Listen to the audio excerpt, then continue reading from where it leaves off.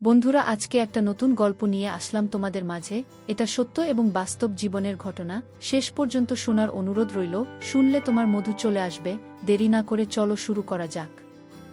Hello বন্ধুরা, আমি গণেশ কলকাতা থেকে বলছি। আমার বয়স 21। কলকাতায় ছোট্ট একটা দোতলা বাড়িতে আমি আর আমার মা থাকি। আমার বাবা বাইরে থাকেন, 2 বছরে একবার দেশে আসেন। আমাদের বাড়িতে আমি আর মা ছাড়া আর একটিমাত্র প্রাণী, আর তা হলো কাজের মাসি রঞ্জনা। এবার আমি 6 মাস আগে ঘটে যাওয়া একটি ঘটনা তোমাদের বলব, যেটা আমাকে আমার প্রতি যে ধারণা ছিল তা পরিবর্তনে বাধ্য করেছে। প্রেম নিয়ে অভিজ্ঞতা হওয়ার পর থেকেই বাঙালি মোটা মহিলাদের প্রতি, বিশেষ করে বড়দের প্রতি আমি বেশ দুর্বল। আমাদের কাজের মাসি রঞ্জনার বয়স 35, 2 ছেলের মা। বুঝতেই পারছো, বেশ বড়, যেমনটি আমার পছন্দ। ওদিকে আমার মা শেফালি রানী এক ধাপ এগিয়ে, বয়স 40, 5 ফুট 7 ইঞ্চি লম্বা, বিশাল, এক কথায় প্রায় একটা হস্তিনী। কিন্তু নিজের মা বলেই হয়তো অন্য দৃষ্টিতে দেখিনি। এবার আসা যাক মূল গল্পে। তখন গরমের সময়, আমার গরমের ছুটি চলছে। আমাদের বাড়ির পেছনে একটা স্নানঘর আছে, তার পাশেই একটা লেবু গাছের ঝোপ। একদিন মা আমাকে টেবিলে খাবার দিয়ে বলল, আমি জেনকে নেই, মা পাশের বাড়ির অসুস্থ কাকিমাকে দেখতে যাচ্ছে। আমি ভাতের সাথে লেবু বেশ পছন্দ করি, তাই লেবু খুঁজছিলাম। ফ্রিজে না পেয়ে ভাবলাম গাছ থেকে নিয়ে আসি। আমি পেছনে লেবু গাছের কাছে যেতেই স্নানঘরে গুনগুন আওয়াজ পেলাম। বুঝলাম রঞ্জনা মা ছাড়া আর কেউ নয়, মানে মাসি এখন স্নান করবে। ওদিকে মাও নেই। আমি আর দেরি না করে পা টিপে টিপে স্নানঘরে টিমের কাছে গেলাম। একটা ফুটতে চোখ রাখলাম, কল্পনাতীত এক দৃশ্য আমার চোখের সামনে ভেসে উঠল। আমি কুলকুল করে ঘামছি আর আমার ছোট্ট বাবুর জাগরণ টের পাচ্ছি। আমার নিজ চোখে ঘটনা দেখার পরও আমার বিশ্বাস হচ্ছে না যে আমি এই দৃশ্য দেখেছি। এবার মাসি বিড়বিড়িয়ে বলে উঠল, ভগবানের লীলা বোঝা দেয়। আমরা গরিব বলে মানুষের বাড়ি বাড়ি কাজ করি, আর বাড়ির কর্তাদের সেবা দিয়ে কিছু পয়সা কামাই। কোথায় আমাদের মতো বড় বড় মাইনে দেবে আমার কাছে সেবা নিতে এসে আমাকে বলে কি না জানিস রঞ্জনা, সে তালিকা দেখলে ইচ্ছে হয় যে একবার। এভাবে কথা বলতে বলতে কাজ করছিল। বুঝলাম মাসটি খুবই ক্ষুধার্ত, আর পাড়ার কোনো কাকুমাকে নিয়ে সব বলাতে মাস ইনিংসে মরছে। মাসি তখন আপনার মনে কাজ করতে লাগল। আমি আমার ডাক শুনতে পেলাম। আমি তড়িঘড়ি করে ঘরে গেলাম। আমি ঘেমেনে একাকার হয়ে গেছি। মা আমাকে দেখে বলল, না খেয়ে কোথায় গিয়েছিলি? এই তো লেবু আনতে। কাপা কাপা গলায় বললাম। মা মুচকি হেসে বলল, লেবুদা সেনাকুচি। মানে কখন তোকে খাবার দিলাম আর লেবু নিয়ে ফিরলে এইমাত্র বুঝি? মা মুখ টিপে হাসছে, ব্যাপারটা কি? কই লেবু এনেছিস না কেন? ভাল লেবু পাসনি নাকি? লেবুগুলো এখনো ছোট বড় হয়নি। হ্যাঁ মা, তুমি ঠিকই বলেছ, এখনো বড় হয়নি। তাহলে বাবা কষ্ট করে বেলা খেয়ে নিন, রাতে মা তোর জন্য লেবুর ব্যবস্থা করব। মার মুখটা হাসি তখনও চলছে। আমি স্পষ্ট বোধ করছিলাম, কারণ আমার নিচের অবস্থা খারাপ। তবে স্বস্তি বোধ করছিলাম এ কারণে যে মাটির পাইনি যে আমি রঞ্জনা মাসি স্নান দেখছিলাম। আসলে কি টের পাইনি নাকি? রাতে খাবার পর দোতলার একদম কোণার ঘরে, অর্থাৎ মার ঘরে গেলাম। মা শুয়ে টিভিতে সিরিয়াল দেখছিল। আমাকে দেখে মা একটু জায়গা করে দিল। আমি মায়ের পাশে বসলাম। গরম ছিল বলে আমি শুধু একটা বারমুডা ও গেঞ্জি পরা ছিলাম। মা আমাকে কাছে টেনে মাথায় হাত বলতে বলতে বলল, তোকে তো বিয়ে দিতে হবে রে মা। কি যে বলো না তুমি, ঠিকই বলছি। যেভাবে পরের গেছে লেবুর দিকে চোখ লাগিয়েছিস, বলা তো যায় না কখন কি করে ফেলেছিস। আমি একটু ঘাবড়ে গেলাম। মা মুচকি মুচকি হাসছে। আচমকা মা বলল, হ্যাঁ রে খোকা, রঞ্জনা লেবু কেমন রে? মা তুমি এসব কি বলছো? কি বলছি না বলি? দুপুরে লেবু আনতে গিয়েছিলেন আর অঞ্জনার দেখতে গিয়েছিলি। আমি বুঝলাম যে ধরা পড়ে গেছি। ভয় আমার বুক শুকিয়ে কাঠ হয়ে গেল। আমার মা খুবই বদমেজাজি। মা আবার বলতে লাগল, ওসব নিচু জাতের মহিলাদের দেখতে গিয়ে যদি ধরা পড়তো কি হতো তুই বুঝিস? এই ঘটনা ধামাচাপা দেওয়ার জন্য মহিলাকে তখন তেল মারতে হতো। আমার ভুল হয়েছে মা, আমি আর এমনটি করব না। ভুল তোর হয়নি, হয়েছে আমার। তোকে আমি সঠিকভাবে বড় করতে পারিনি। আমি আর এই কাজ করব না। তাহলে কি করবি? এই বাংলা বইয়ের ছবি দেখে সুখ নিবি। এই বলে মা একটা বাংলা বই বের করলো, যেটা আমি কিছুদিন আগে কিনেছিলাম। আমি লজ্জায় মাথা নিচু করে ফেললাম। মা মুখ টিপে হাসতে হাসতে বাংলা বইটার পাতা ওল্টাতে লাগল আর বলল, লজ্জার কিছু নেই, এ বয়সে এসব বাংলা বই পড়াই স্বাভাবিক। বিয়ের আগে আমিও করেছি। আমি তো শুনেছে নিজের মুখে এমন কথা আশা করিনি। আচমকা প্রশ্ন করল, আরে গণেশ বড়দের প্রতি খুব দুর্বল না? না মানে মা প্লিজ। না মানে কি রে, তোর এই বইতে যত গল্প আছে তার সবগুলোতেই আছে। আমি ঘামতে শুরু করলাম, কারণ এই বইয়ে যে গল্পগুলো আছে তার 90 ভাগই মা ছেলের ভালোবাসার গল্প। আমার ভাবনায় ছেদ পড়ল, মা ডাকে কিরে গণেশ। আমার প্রশ্নের উত্তর দিলেন, এ বুড়ো মাঝবয়সীদের তোর ভালো লাগে? হুম। আর তাই উকি দিয়ে বাড়ির কাজের মাসির দেখে বেশ এই তো। আমি কি বলো বুঝতে পারছি না। মা একটা দীর্ঘশ্বাস ফেলে বলল, এই বোকা আমি কি বেঁচে নেই? তুই আমাকে তো বলতে পারতিস যে মা আমার বড়দের দরকার। এটা বললে কি আমি চুপ করে থাকতাম? যখন কোনো মা দেখে তার ছেলে কাজ করে নিজের শক্তি হারাতে বসেছে তখন কি সে আর চুপ করে থাকে? আমাকে তোর কষ্টের কথা বলিসনি কেন রে বোকা ছেলে? মার কথা আমি নিজ কানে শুনলেও বিশ্বাস করতে কষ্ট হচ্ছিল। আমি কোনো মতে বললাম, আমি কি জানতাম তুমি এ ব্যাপারে এত ফ্রি মনে? তোমাকে ভয় পায় বলেই তো বলিনি। ভয় আর ভয়? হ্যাঁ রে হতচ্ছাড়া, তোকে আমি আদর দিইনি। শুধু কি শাস্তি করেছি?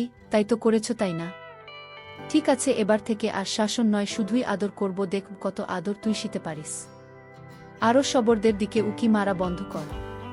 তোর দরকার হলে আমাকে বলবি, আমি ওই বড়দেরকে বাধ্য করব তোর সামনে সম্পূর্ণ হয়ে দাঁড়াতে। তাছাড়া রঞ্জনার কি এমন আছে যে উকি মেরে দেখতে হবে?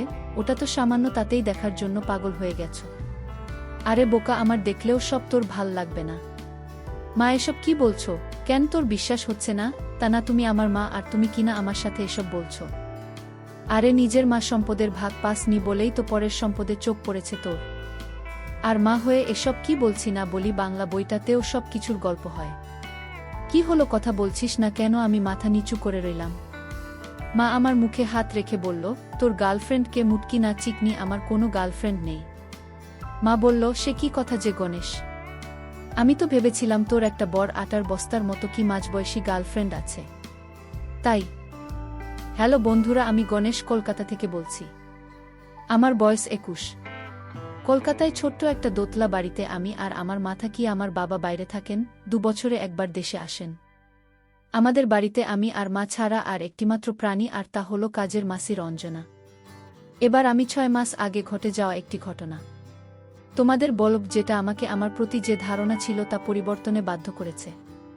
প্রেম নিয়ে অভিজ্ঞতা হওয়ার পর থেকেই বাঙালি মোটা মহিলাদের প্রতি, বিশেষ করে বড়দের প্রতি আমি বেশ দুর্বল। আমাদের কাজের মাসি রঞ্জনার বয়স 35, 2 ছেলের মা। বুঝতেই পারছো, বেশ বড়, যেমনটি আমার পছন্দ। ওদিকে আমার মা শেফালি রানী এক ধাপ এগিয়ে, বয়স 40, 5 ফুট 7 ইঞ্চি লম্বা, বিশাল, এক কথায় প্রায় একটা হস্তিনী। কিন্তু নিজের মা বলেই হয়তো অন্য দৃষ্টিতে দেখিনি। এবার আসা যাক মূল গল্পে। তখন গরমের সময়, আমার গরমের ছুটি চলছে। আমাদের বাড়ির পেছনে একটা স্নানঘর আছে, তার পাশেই একটা লেবু গাছের ঝোপ। একদিন মা আমাকে টেবিলে খাবার দিয়ে বলল, আমি জেনকে নেই, মা পাশের বাড়ির অসুস্থ কাকিমাকে দেখতে যাচ্ছে। আমি ভাতের সাথে লেবু বেশ পছন্দ করি, তাই লেবু খুঁজছিলাম। ফ্রিজে না পেয়ে ভাবলাম গাছ থেকে নিয়ে আসি। আমি পেছনে লেবু গাছের কাছে যেতেই স্নানঘরে গুনগুন আওয়াজ পেলাম। বুঝলাম রঞ্জনা মা ছাড়া আর কেউ নয়, মানে মাসি এখন স্নান করবে। ওদিকে মাও নেই। আমি আর দেরি না করে পা টিপে টিপে স্নানঘরে টিমের কাছে গেলাম।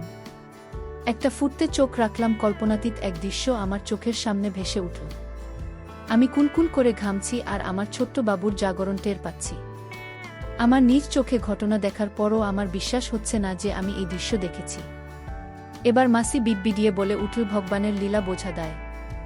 আমরা গরিব বলে মানুষের বাড়ি বাড়ি কাজ করি আর বাড়ির কর্তাদের সেবা দিয়ে কিছু পয়সা কামাই। কোথায় আমাদের মতো বড় বড় মাইনে দেবে আমার কাছে সেবা নিতে এসে আমাকে বলে কি না জানিস রঞ্জনা, সে তালিকা দেখলে ইচ্ছে হয় যে একবার।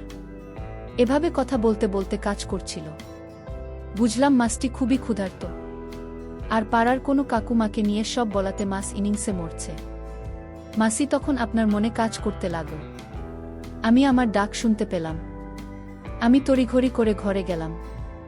আমি ঘেমে নিয়ে একাকার হয়ে গেছি। মা আমাকে দেখে বলল, না খেয়ে কোথায় গিয়েছিলি? এই তো লেবু আনতে। কাপা কাপা গলায় বললাম। মা মুচকি হেসে বলল, লেবুদা সেনাকুচি। মানে কখন তোকে খাবার দিলাম আর লেবু নিয়ে ফিরলে এইমাত্র বুঝি? মা মুখ টিপে হাসছে, ব্যাপারটা কি? কই লেবু এনেছিস না? কেন, ভাল লেবু পাসনি নাকি লেবুগুলো এখনো ছোট বড় হয়নি? হ্যাঁ মা, তুমি ঠিকই বলেছ, এখনো বড় হয়নি। তাহলে বাবা কষ্ট করে বেলা খেয়ে নিন, রাতে মা তোর জন্য লেবুর ব্যবস্থা করব। মার মুখটা হাসি তখনও চলছে। আমি স্পষ্ট বোধ করছিলাম, কারণ আমার নিচের অবস্থা খারাপ। তবে স্বস্তি বোধ করছিলাম এ কারণে যে মাটির পাইনি যে আমি রঞ্জনা মাসি স্নান দেখছিলাম। আসলে কি টের পাইনি নাকি? রাতে খাবার পর দোতলার একদম কোণার ঘরে অর্থাৎ মার ঘরে গেলাম।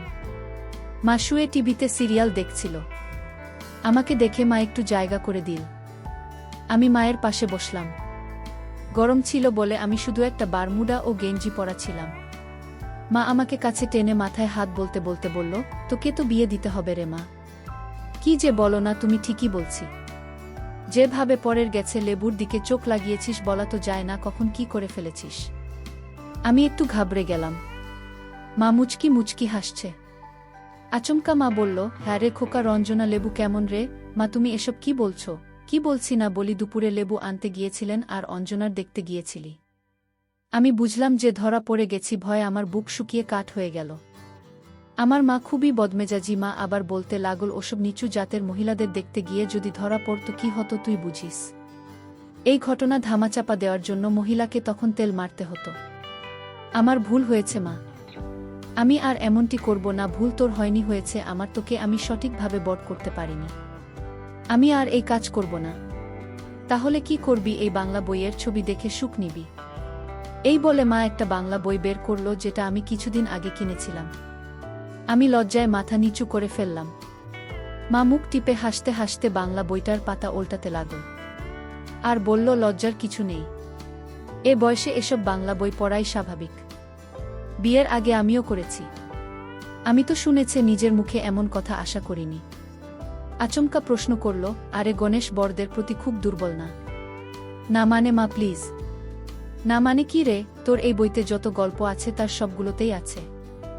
আমি ঘামতে শুরু করলাম, কারণ এই বইয়ে যে গল্পগুলো আছে তার 90% মা ছেলের ভালোবাসার গল্প। আমার ভাবনায় ছেদ পড়ল। মা ডাকে, কিরে গণেশ? আমার প্রশ্নের উত্তর দিলেন, এ বুড়ো মাঝবয়সীদের তোর ভালো লাগে? হুম। আর তাই উকি দিয়ে বাড়ির কাজের মাসির দেখে বেশ। এই তো। আমি কি বলো বুঝতে পারছি না। মা একটা দীর্ঘশ্বাস ফেলে বলল, এই বোকা, আমি কি বেঁচে নেই? তুই আমাকে তো বলতে পারতিস যে মা আমার বড়দের দরকার। এটা বললে কি আমি চুপ করে থাকতাম?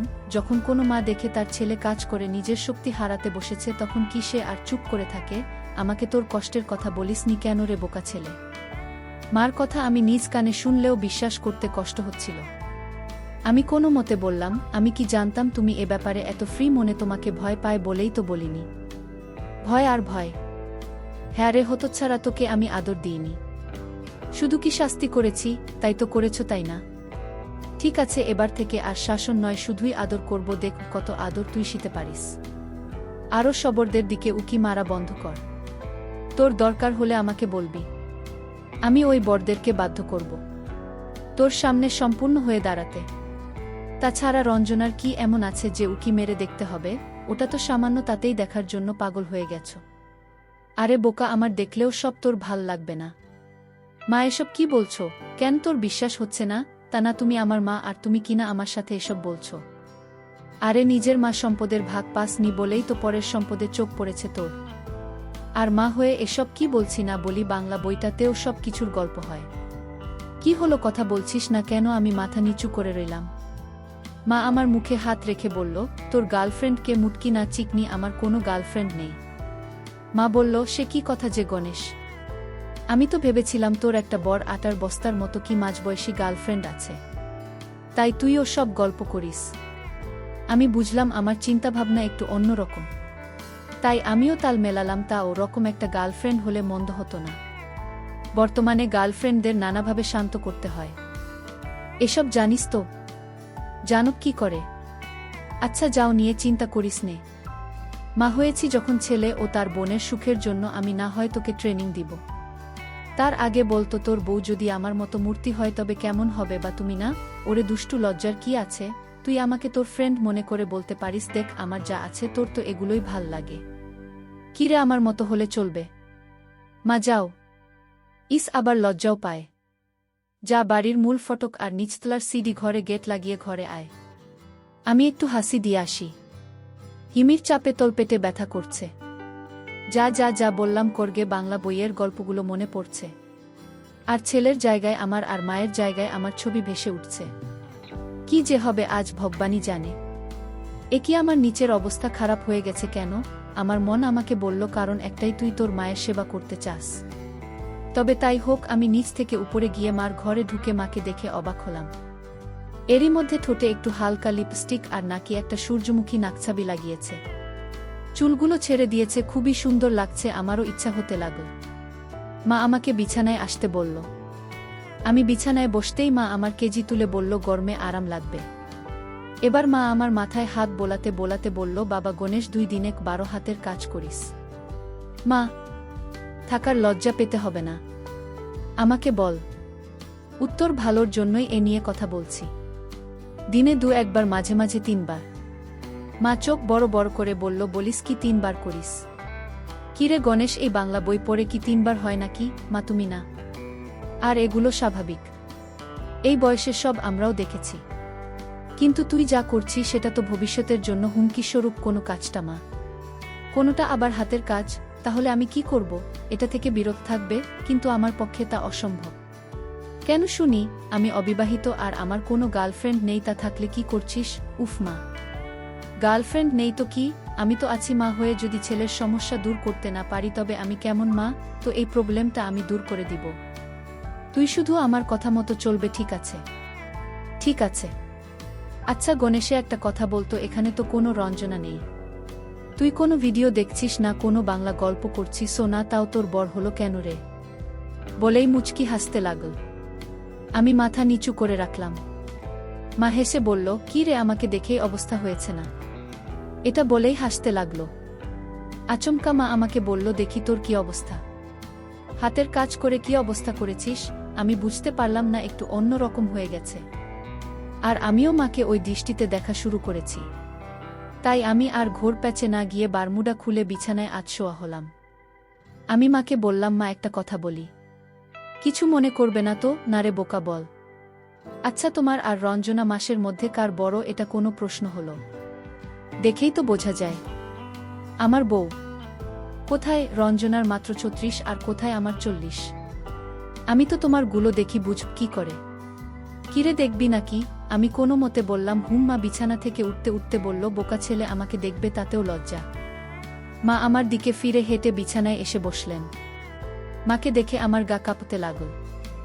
আমি মায়ের অপলক দৃষ্টিতে তাকিয়ে আছি। কিরে গণেশ, কি দেখছিস? মা, তোমার এত বড় আগে বুঝিনি। বুঝলে কি করছিস? আমার সেবা যত্ন করিস। হঠাৎ মা গলার স্বর পাল্টে বলল, গণেশ, আমাকে কষ্ট দিচ্ছিস কেন রে? কিরে, তোর কি আমাকে সেবা করতে ইচ্ছে করে না? মা, তুমি কি বলছো এসব? কেন রে? ক্ষতি কি? তোর বাবা বাড়ি নেই, এদিকে তোর গার্লফ্রেন্ড নেই, তাই তুই সময় অপচয় করছিস। তুই যদি আমার সেবা করিস, আমি সুস্থ হব আর তোরও সময় পার হবে। তোর আর সময় কাটানোর জন্য বাইরে তাকাতে হবে না। আমার সেবা যত্ন করতে পারবি কি রে? মায়ের সেবা করবি। কিন্তু তুমি আমার মা, তাতে কি রে বোকা ছেলে? এখন তো কত মায়ের ছেলের সেবা নেয়। আর বাংলা গল্পের পরিণতি কি হয়? কিন্তু মা, আমি তো কখনো কাউকে সেটা দিয়েই তো। আরে বোকা, তাতে কি? আমি তো বলছি আমি তোকে শিখব।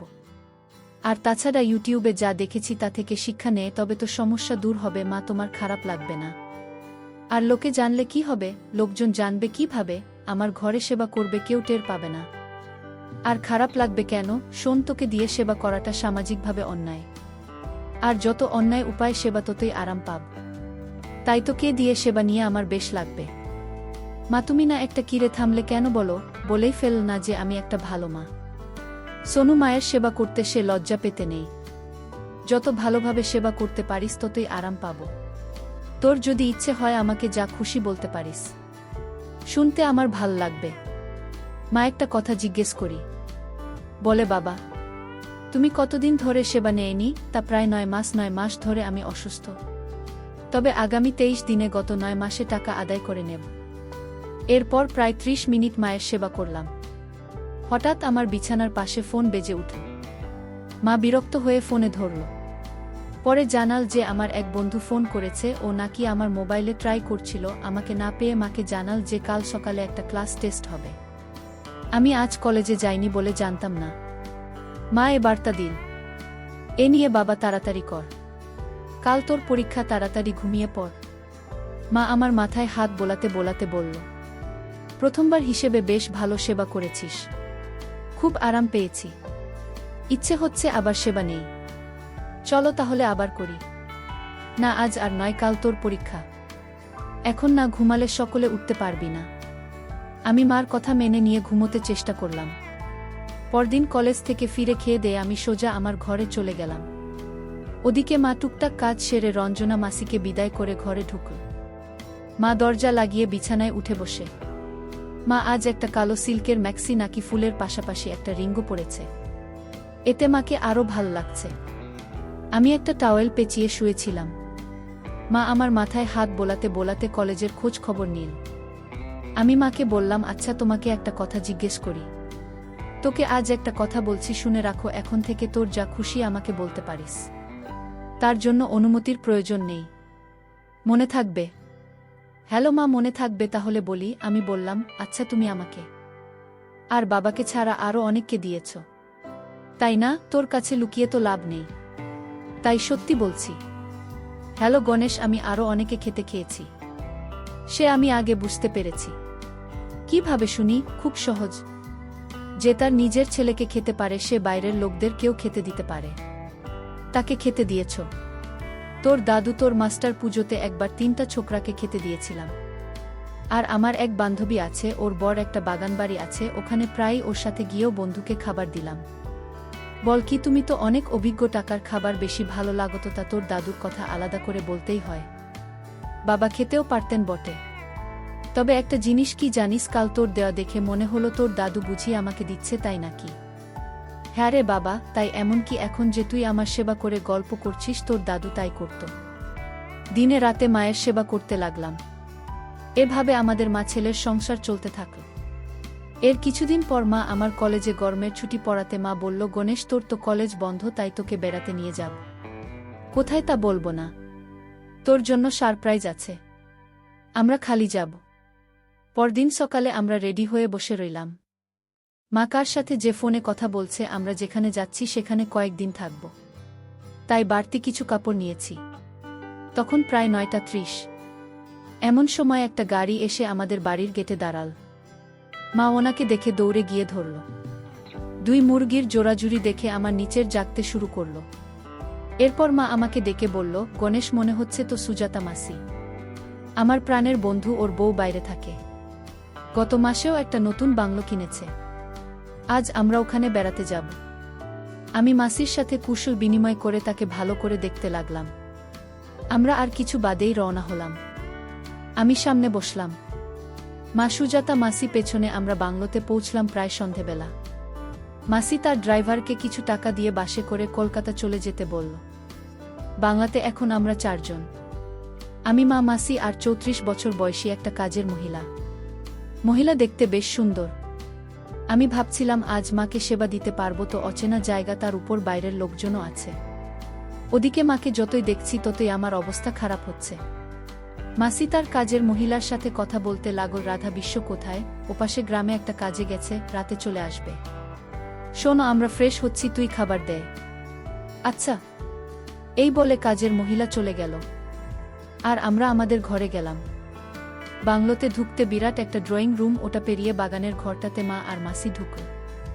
আর আমি বাঁ দিকের ঘরটাতে। এর পেছনে আরেকটা ঘর ও হোল রুম। প্রতিটা ঘরে এক বাথরুম আছে। আমরা খেয়ে একটু বিশ্রাম নিলাম। রাত তখন 9টা। আমার ঘুম ভাঙান আমি একটা ট্রাউজার পরে খালি গায়ে বাংলোর সামনে হাঁটছি। এমন সময় দেখি বাংলার সাথে ছোট একটা রুমে কাজের মহিলা রাধা। জানালা খোলা দেখে মনে হচ্ছে কাপড় পাল্টাবে। আমি পা টিপে টিপে সামনে এগোলাম। কাছে যেতে যেতেই রাধা সম্পূর্ণ হয়ে পড়েছে। একটা সাদা ছোট করে দাঁড়িয়ে। ট্রাঙ্ক থেকে একটা নীল কাপড় পরতে পরতে নিজে নিজে বলছে, দিদি আজ আবার কোনো মহিলা নিয়ে এসেছে, কে জানে। সেদিন এক মহিলা আনোয়ার রক্ষে অবস্থা একেবারে নাজেহাল। আজ কি যে হবে, আজকের মহিলাটা যা দেখতেও তো গিলে ফেলবে। সাথে আবার একটা ইয়াং মধ্য এনেছে। ইস, আজ রাতটা অন্যরকম। আমি শুনে তথ্য। তাহলেই কি মা সেই বান্ধবী 4 বন্ধুকে দিয়ে সেবা নিত? আমি এবার মাসিদের ঘরের দিকে যাব। ঠিক সেই সময়ে রাধা হাতে কি নিয়ে মাসিদের ঘরে ঢুকল। এমন সময় আমার মাথায় এল জানালায় উকি দেওয়ার ব্যাপারটা। আমিও পাশ দিয়ে মাসির জানালার পাশে গেলাম। জানলা খোলাই ছিল। 2 পর্দার ফাঁক দিয়ে ভেতরে উকি মারলাম। বাহ, পুরো ঘাটতি দেখা যাচ্ছে। দেখলাম রাধা একটা বাটিতে কিছু আচার রেখে চলে গেল। মা মাসিকে বলল, এটা কি সেরা চারে? এটা বেদেরা চার। মানে, এটা তো একটা জিনিস মেশানো আছে যেটা খেলে অনেকক্ষণ ধরে রাখা যায়। তাই বল। আচ্ছা, সুনীলের খবর কি রে? কতদিন বাদে আজ ওর খাবার খাব? সুনীলের দেওয়া খাবে বিনে? ও কি তোকে আমেরিকা থেকে দিবে নাকি? এর মানে কি? আরে সুনীল আজ 1.5 মাস হলো ওর বউ আর ছেলে নিয়ে আমেরিকা চলে গেছে। কি বলছিস? তাহলে তুই আমাকে এখানে নিয়ে এলে কেন? কার সেবা করব? সেটাই তো সারপ্রাইজ। আচ্ছা, সুনীলের মতো বাজার। তাহলে ওর ছেলে হলো কি করে? সেটা আরও বড় সারপ্রাইজ। থম করিস না তো, আমাকে খুলে বলতো। শোন, তোর জন্য 2টা সারপ্রাইজ আছে। কি সেটা বলো না? বলছি বাবা, বলছি। তার আগে একটু ছেড়ে কিছু জল খালাস করে আসি। হ্যাঁ রে, আমার হিসি পেয়েছে। চল দুজনে একসাথে হাসি দিয়ে আসি, তারপর তোর সারপ্রাইজ শোনা যাবে। মামা শীষ দিতে গেল আর আমি দাঁড়িয়ে অপেক্ষা করতে লাগলাম। দুধকে ফিরে এসে আবার বিছানায় আতশোয়া হলো। মাটি ছেড়ে সাউন্ড অফ করে দিল আর মাসি শুরু করল সারা জাগানো কথাবার্তা। মা বলল, হ্যাঁ, এবার বল প্রথম সারপ্রাইজটা কি? আমার এগুলো দেখেছিস? কতবারও দেখলাম। কেন, কি হয়েছে? না মানে আজ দেখেছিস? তুই যখন স্নান করে বেরোলি তখন দেখেছি। কিছু টের পেয়েছিস? কি টের পাব? আরে তুই গতবার যখন এসেছিল গুলো ছিল 34 আর এখন ওগুলো 36। এতে অবাক হওয়ার কি আছে? আমার যে 40। কিন্তু তোর গুলো শুকনো আর আমার গুলো সাদা জলে টইটুম্বুর কম। মানে? হ্যাঁ রে, তাই আমার সাদা জল দেখেছে। আজ 2 মাস হলো। বলিস কি? কিন্তু কিভাবে? তাহলে শোন। গত বছর পুজোর সময় সুনীল ওর বউকে নিয়ে আমার বাড়ি এসেছিল। রব আর ও আমাকে খুব করে বলল যাতে আমি সুনীলদার আপত্তি হয়ে ওকে একটা সন্তান উপহার দিই। যদি তাই করি তাহলে ও আমাকে একটা বাংলো দেবে। আমিও রাজি হলাম। পেটটা বাঁধলাম। যখন আমার 5 মাস তখন আমি সবাইকে নেপাল যাবার কথা বলে এই বাংলোতে গা ঢাকা দিলাম। এখানেই বাচ্চা পয়দা করে গাবিন বনে গেলাম আর সুনীল সেই ছেলেটাকে নিয়ে আমেরিকা চলে যায়। যাবার আগে আমাকেই বাংলার অর্ধেকটা লিখে দিয়ে যায়। এসব তুই কি বলছিস? আমি পর্যন্ত জানলাম না। জানবে কি করে? আমার যখন 4 মাস চলছিল তখন তোর সাথে আমার শেষ দেখা হয়। এরপর আমার সাথে তোর আজই প্রথম দেখা হলো। আমি ভেবে রেখেছি সাদা জল খাইয়ে ওকে সারপ্রাইজ দেব। তাই তোকে আজ ডাকলাম। তাই বল। আচ্ছা, এই বাংলোর বাকি অর্ধেক টাকার না মেরে সোনু সুনীল আমাকে বলেছে যে ওকে আর একটা সন্তান উপহার দেবে, তাকেই বাংলার বাকিটা লিখে দেবে। আমি বলি কি, সে তাহলে তুই পতি হয়ে বাংলোর বাকিটুকু নিয়ে নে। তাহলে 2 বান্ধবী বাকি জীবন মাস্তি করে পার করে দেব। দাঁড়া দেখি, এবার বল দ্বিতীয় সারপ্রাইজটা কি? সুনীল নেই বলে তুই আফসোস করছি না। তবে শোন, আমার কাজের যেটাকে দেখেছিস, ও আমার এখানে যখন আমি পোয়াতি তখন থেকেই আছে। একবার ওকে কিছু লোক একটা জঙ্গলে নিয়ে গিয়েছিল। পরে এক বিহারি ট্রাক ড্রাইভার ওকে জঙ্গলে খুঁজে পায়। ওকে দেখে বিহারে ওকে বিয়ে করে। তারপর আমার এখানে আসে। একদিন আমি বিহার এটাকে হিসি করতে দেখে থমকে যাই। তালগাছের মতো হোতকা অবস্থায়, প্রায় 8 ইঞ্চি। আমার খুব ইচ্ছে হয় তারপর আমি ওকে বসে নেই। সে তাহলে তুই বিশ্বাস করবি না, এমন সেবা জীবনে পাইনি। এরপর থেকে আমি রাধা আর ওর বর্তমানে বিশ্ব নিয়মিত সেবা করি। আজ তোকেও সেই স্বাদ নেব। ইশতেহারের কথা শুনে আমি যে থাকতে পারছি না। এবার তো সারপ্রাইজটা কি শুনি, দাঁড়া বলছি। গণেশের গণেশ বলে মা আমাকে ডাকতে লাগল। আমি দৌড়ে জানালার পাশ থেকে সরে মাসির ঘরে হাজির হলাম। মা আমাকে দেখে হেসে ঘরে ঢুকতে বলল। আমি গিয়ে বিছানায় উঠে বসলাম। মা এবার বলল, সুজাতা, ওকে তুই জানিস? কেন জানুক না? ও তোর ছেলে তো বটেই, হলো একটা মা ভক্ত ছেলে। আমার আদরের জোয়ান, আমার এগুলির রাজা। মানে আর কি? আমার ছেলেও সেবা আজ 10 দিন ধরে আমাকে সুস্থ করছে। মানে বুঝেছিস? সে তাহলে তুই একটা সত্যি শেষমেশ ছেলের সেবা নিলি। গণেশ অন্তরে মাছি পোকা পড়েছে। ডাক্তার বলেছে ইয়াং ছেলের দিয়ে সেবা যত্ন করে পদগুলো মারতে। কি রে, পারবি তো? কি যে বলো না মা।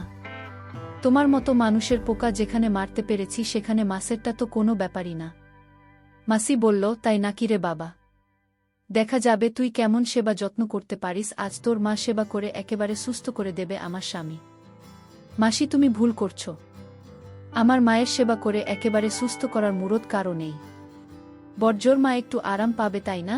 মা, হ্যাঁ তাই। আর গণেশ শুনলে তো আজ আমাকে তোর মাসির স্বামীর সেবা করবে, তাতে তোর আপত্তি নেই তো?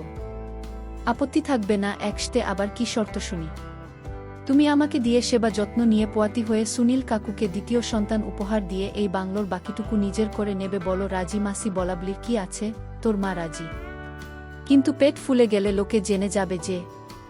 কিছু হবে না মা, বাবা দেশে আসতে আসতে আর 2 বছর বাকি।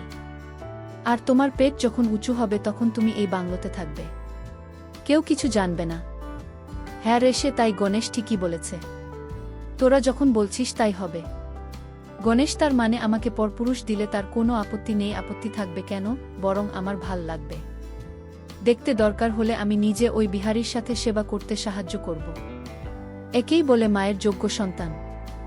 হ্যালো গণেশ, তুই আমাদের কথা লুকিয়ে লুকিয়ে শুনেছিস? হ্যাঁ শুনেছি। তা মাসি, তোমাকে খাওয়াতে খুব মনে চাইছে যে।